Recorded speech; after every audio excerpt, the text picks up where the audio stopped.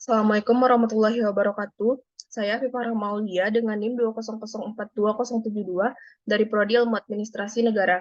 Pada video kali ini, saya akan membahas materi tentang pengembangan organisasi di badan publik, perspektif teori dan praktek untuk memenuhi tugas pertemuan kedua mata kuliah pengembangan organisasi dengan dosen pengampu, Bapak II Permana, STMT. Baiklah, bagian pertama yang akan saya bahas yaitu mengenai latar belakang.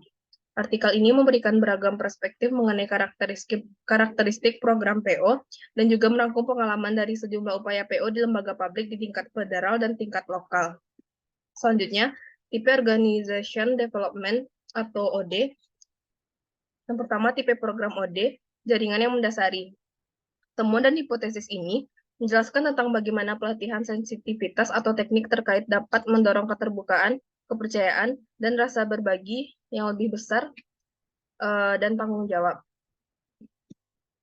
Selanjutnya, secara khusus, program OD yang khas menekankan tujuan-tujuan utama sebagai berikut. Yang pertama, menciptakan iklim pemecahan masalah. Yang kedua, untuk menambah kewenangan.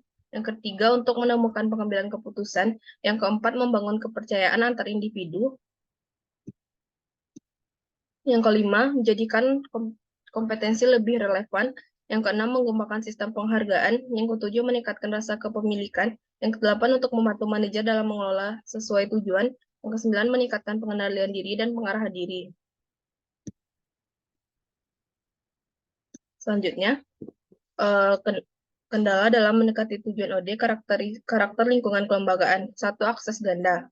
Akses ganda tidak selalu berpengaruh dengan cara yang baik untuk membantu memastikan bahwa bisnis publik mendapat manfaat dilihat dari berbagai sudut pandang. Yang kedua, variasi yang lebih besar. Konflik peran antara legislator dan administrator juga signifikan. Misalnya, salah satu anggota Kongres menjelaskan penolakannya terhadap program PO dengan istilah peningkatan efisiensi boleh saja, tapi dapat terjadinya kekecauan. Selanjutnya, tautan perintah. Pertimbangkan hanya satu aspek integritas hubungan komando umum dalam organisasi bisnis. Di dalamnya, biasanya manajemen dipisahkan dari tenaga kerja, hanya berada paling bawah dalam hierarki pada atau mendekati level supervisor lini pertama. Selanjutnya, keterkaitan yang lemah. Yang memperburuk poin di atas adalah adanya keterkaitan antar tingkat politik dan karir lemah sebagai konsekuensi dari berbagai fitur lingkungan kelembagaan publik. Selanjutnya, karakter latar belakang kebiasaan kendala dalam mendekati tujuan OD. Satu, pola delegasi. Latar belakang kebiasaan ini mungkin lebih baik diilustrasikan daripada didefinisikan. Secara khusus, tujuannya adalah untuk memiliki keputusan yang dibawa ke tingkat mereka untuk tindakan atau tinjauan. Selanjutnya, kebiasaan hukum. Kedua pola hukum mendekatkan tujuan OD jauh lebih sulit dilakukan di depan umum lembaga daripada di organisasi bisnis. Oleh karena itu, pola pendelegasian administratif seringkali terjadi ditentukan secara rinci dalam undang-undang, pada dasarnya untuk memudahkan pengawasan oleh badan legislatif. Selanjutnya, kebutuhan akan rasa keamanan.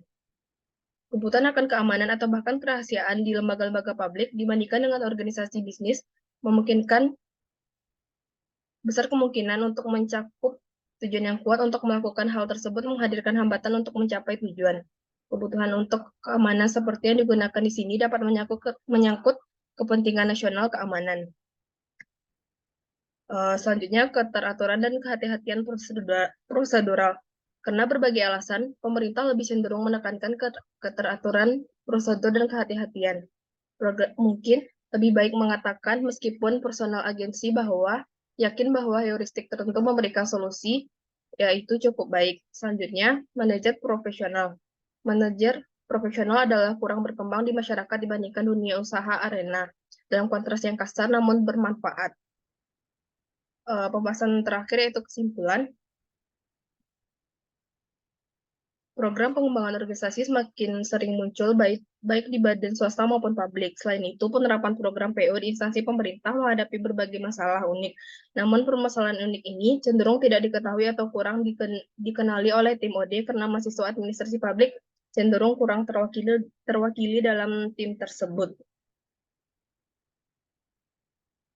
Sekian pembahasan dari saya, semoga dapat dipahami. Assalamualaikum warahmatullahi wabarakatuh.